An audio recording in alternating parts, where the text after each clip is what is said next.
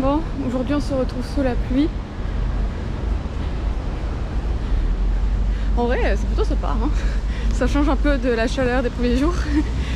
Là, on se dirige vers le premier truc qu'on va visiter, qui est le temple de Jogye-sa. Alors récemment, à l'heure où on parle, il y a eu le festival des lanternes de lotus. Mais ça s'est terminé le 8 mai, un truc comme ça, le 10 mai, juste avant qu'on arrive. Du coup, on n'a pas pu voir les lanternes sur Cheonggyecheon, mais je ne sais pas.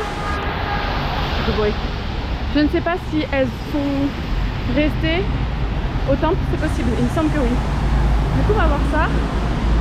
Ensuite, on marchera jusqu'au muséum d'histoire. Après, ce midi, on va manger avec Gabi. Donc, on va pas manger dans le quartier, mais on va manger avec elle. Et ensuite, cet après-midi, on va... J'ai oublié. Ah oui, oh là, oui, ok. On va remonter Cheonggyecheon tout après-midi. Voilà. Normalement, c'est un petit programme. Là, on va aller manger un petit déj parce qu'on meurt de faim, parce qu'on n'est pas... Comme on partait à l'heure de pointe, on voulait pas trop traîner, en fait, dans notre quartier. Du coup, voilà. Et on se retrouve directement au temple, normalement.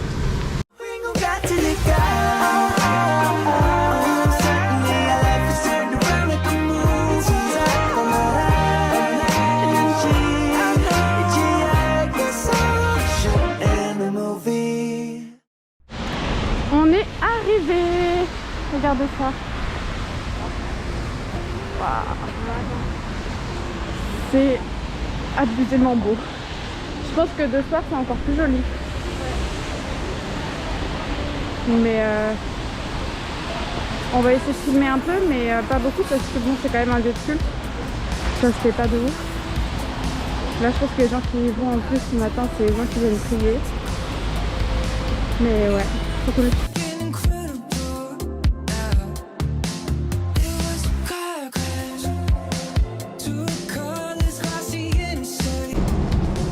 Bon, on est reparti, là on est en train de marcher vers le musée d'histoire de Séoul parce que y avait des cérémonies qui commençaient.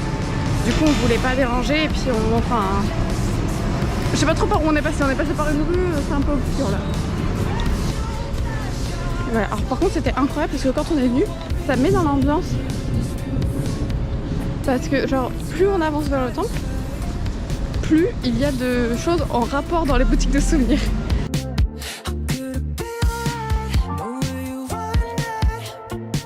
Alors j'ai une fun fact à vous confier, sachant qu'elle n'est pas vraiment fan, du coup c'est plutôt un fact qu'autre chose.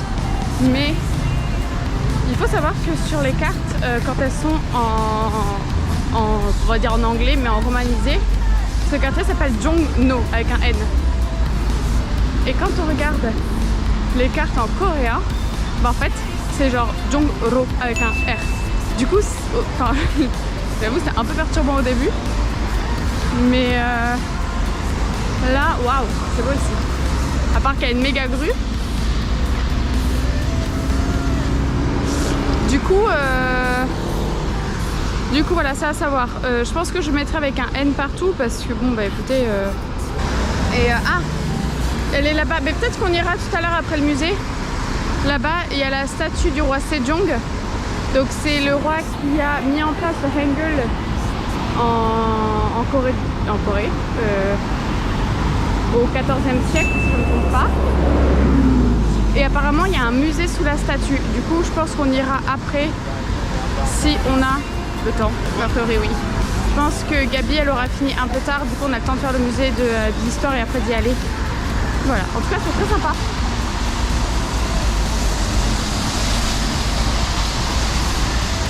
Arrivé là, on voit le bâtiment là-bas. Du coup, on va visiter ça. J'ai pas des connaissances de ouf dans l'histoire de Corée, mais j'avais fait des recherches. Du coup, avec un peu de chance, peut-être que je vais pouvoir m'en sortir. Mais on va voir. Là, en tout cas, j'attends Camille parce qu'elle se fait prendre par le temps. Et du coup, elle est de l'autre côté. Voilà. C'est super joli à l'intérieur. On est passé au magasin de souvenirs pour regarder. Ils ont des jolis carnets. Le musée en fait. Alors j'ai peut-être dit à un moment ou à un autre une bêtise en disant histoire de Corée, c'est l'histoire de Séoul. Et en fait, du coup, la première partie du musée concerne lorsque Séoul a été proclamée capitale du royaume de Joseon, du coup en 1392.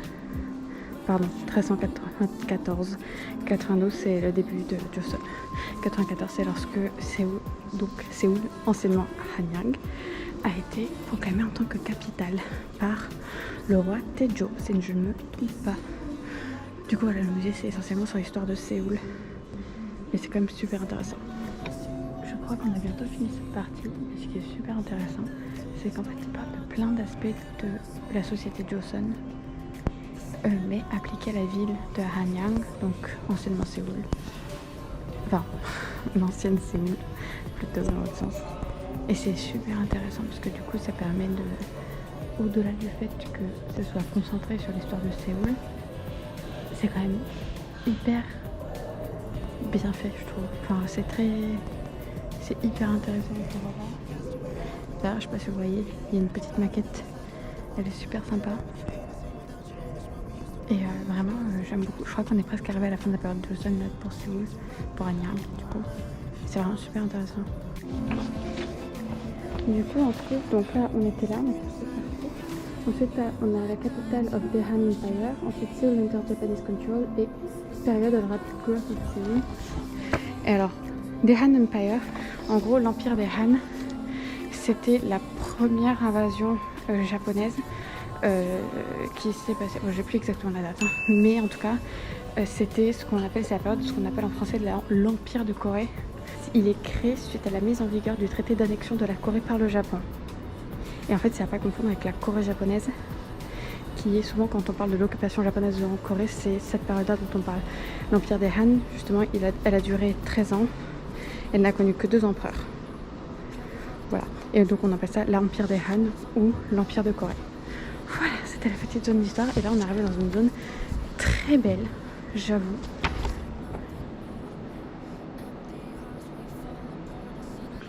La tristesse est à son comble actuellement parce que la suite du musée est fermée. Ça va en juin, c'est aussi peu de temps. Du coup, bon bah, on est fini quoi.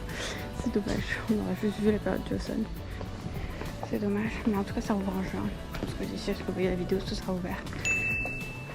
Je suis un peu déçue. Bon, c'est triste, après le musée il est gratuit, donc en vrai, on n'est pas trop dégoûté non plus. Mais j'ai vu que du coup, la fameuse statue que j'ai montrée tout à l'heure, il y a un musée en dessous apparemment. Alors, je sais que le musée du Hangul existe. Je sais pas si c'est lui, c'est probable. Mais dans mes souvenirs, c'était vers ça, parce que ça m'aurait marqué. Du coup, on va aller voir le musée qui est en dessous. J'ai entendu les bruits bizarres qui venaient de là-bas. Du coup, on va aller voir le musée qui est en dessous de la statue. Comme ça, voilà, ça va nous occuper jusqu'à ce que Gabi ait terminé ce qu'elle a à faire et qu'on puisse aller manger avec elle.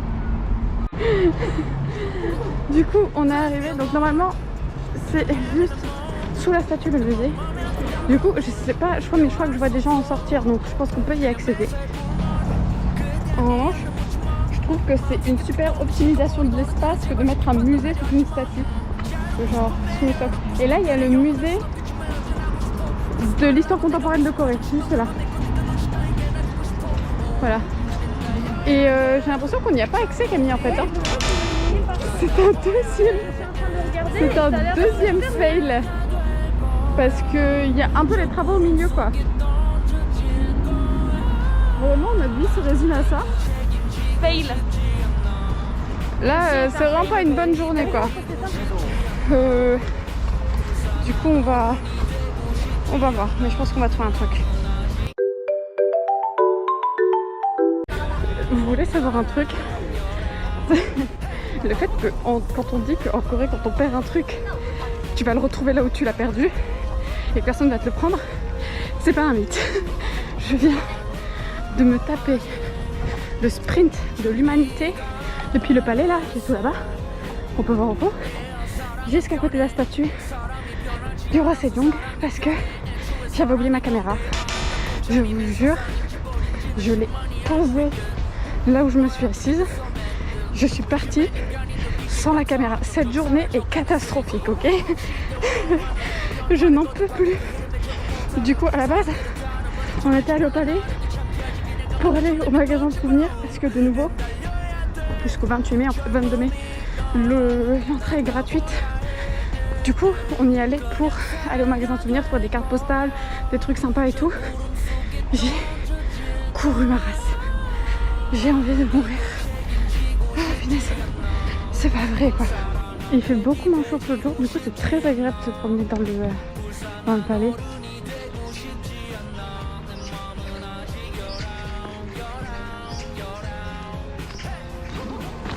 Et là du coup on attend 14h parce que Gabi a fini ce qu'elle avait à faire, mais le restaurant où on veut aller ouvre à 14h.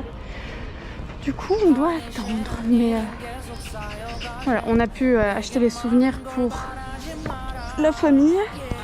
Et maintenant, le reste de l'argent, on fait ce qu'on veut avec, ce qui est plutôt pas mal. Bon, après cette matinée où rien ne s'est passé comme prévu, on attend le bus pour aller retrouver Gabi pour aller manger barbecue ce midi du côté de Hongdae.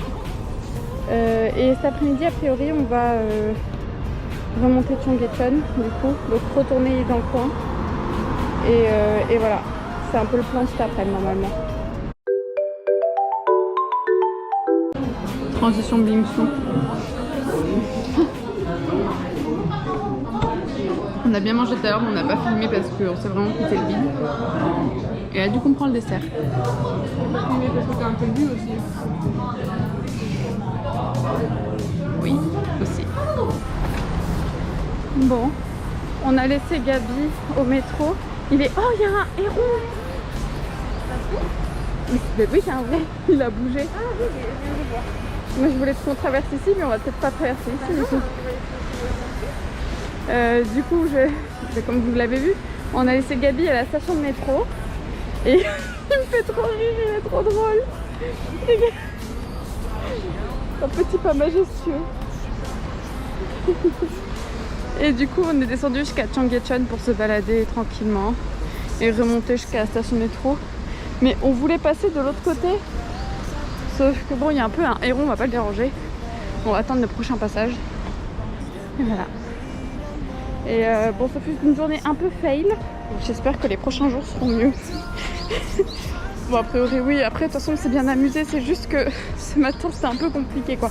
Entre la pluie, Jogessa, où il y avait quelque chose qui commençait, le musée qui est fermé jusqu'à juin, le musée de la statue qui est fermé. Bon, ça commence à faire beaucoup, quoi. Du coup, on n'avait plus de plan COD. Il y a plein de moustiques qui passent devant mes yeux. Mais c'est très agréable. Je suis contente d'avoir un masque.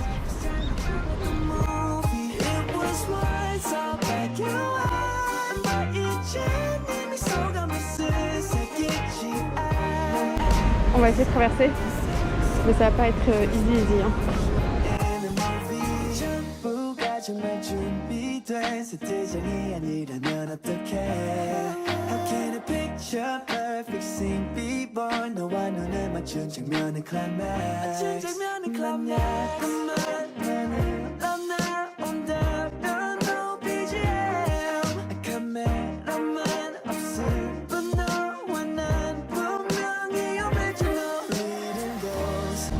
Du coup, on a marché jusqu'à... Je sais pas trop exactement où on est, mais on est à côté de la station de métro. C'est juste qu'il y a un grand truc loté, donc on va pas regarder pour le reste des souvenirs qu'on va ramener.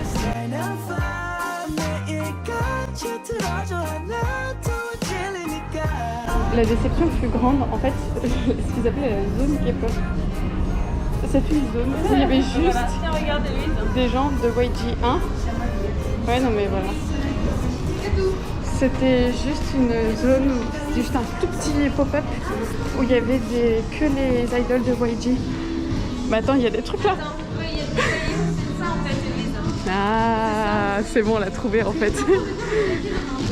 Cette synchronisation est parfaite. Bon, moi j'essaie de trouver des trucs de SF9 parce que c'est bon, j'en ai marre, j'en ai pas.